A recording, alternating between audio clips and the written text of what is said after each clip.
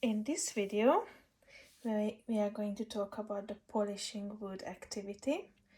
It's a very popular activity in our infant community, and the children are very happy to work with it. In the classroom, we have different wooden objects. What I found at home, it was a decoration from the wall, but I happily saw that it's out of wood. And so that's the wooden object what we are going to polish today. We are using a working mat. This is how we identify our working space. And as you can see, I have another little wicker basket with two different objects in. You can explain it to your child what you have prepared. In this case, I have some coconut oil from my kitchen.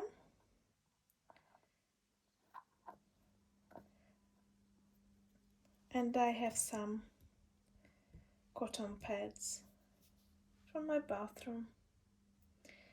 In the infant community, we don't use cotton pads because the children might be mouthing, but in the home environment you can use it because you will be around and you even might working together with your child. In the casa classroom with the bigger children, we use some cotton pads. So you introduce the activity to your child, you sit down together to the table, you introduce the object what you are going to polish, and you can talk about it, creating again a rich language environment. What can we see? I can see some elephants. I can see the trunk of the elephant. Let's count how many elephants can we see. And then you can count the elephants. Oh, what's in the middle? The middle, I can see a flower. Shall we polish it?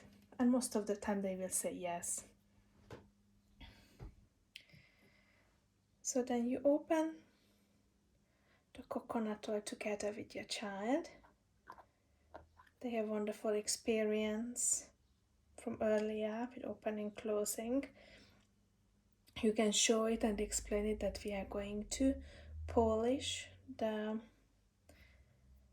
wood with the coconut oil. You can have a little smell, they will love it. In the infant community, we use an environmental friendly and child friendly polish, but I don't have access to it now, so in this case I replaced it with coconut oil, as I said earlier.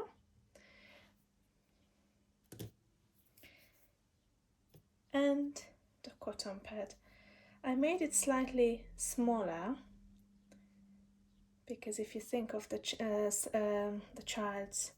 little hand, and also the bigger version, the original version, was too big for my tin. So basically you get the pad, you dip it in a little bit into the coconut oil.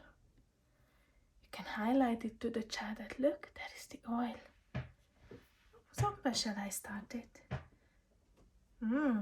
Let's polish the elephant, the tummy of the elephant. And you can name and highlight different parts of the object you are going to polish.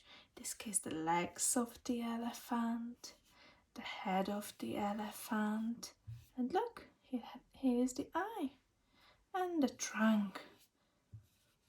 So you could introduce it that you start with one elephant, then you invite your child, would you like to polish the next one?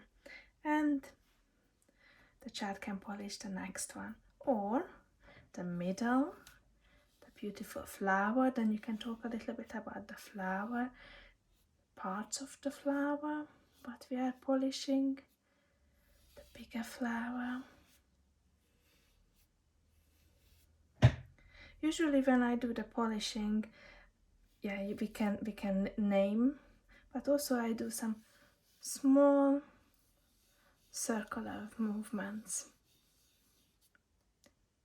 In this case, because it's quite a big object, we can even, cross the midline. We could work from the left to the right, from the top of the bottom.